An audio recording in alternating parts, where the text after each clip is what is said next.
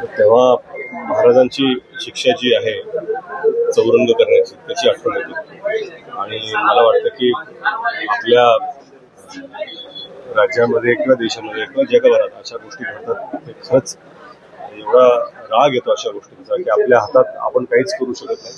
आपण फक्त एवढंच इच्छा व्यक्त करू शकतो की पोलिसांनी सरकारने आणि कोर्टने लवकरात लवकर निर्णय घेऊन त्याच्यावर कारवाई करणं अतिशय गरजेचं आहे आणि रोखठोक कारवाई केली की त्याची भीती त्याचा दबदबा हा कायम दरारा हा अशा व्यक्तींच्या मनात असला पाहिजे जे असे विचार करू शकतात.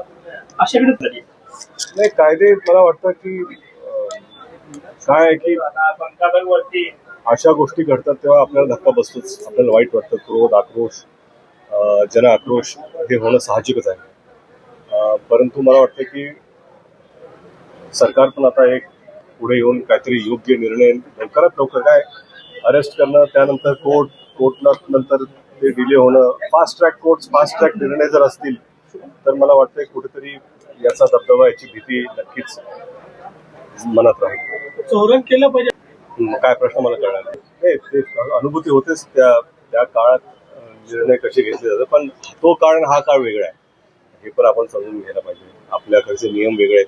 आपलं कॉन्स्टिट्यूशन आहे. आपलं एक लिगल बॅकग्राऊंड आहे. आपल्या नियमातच राहून जे काय करायचं ते करावं लागतं.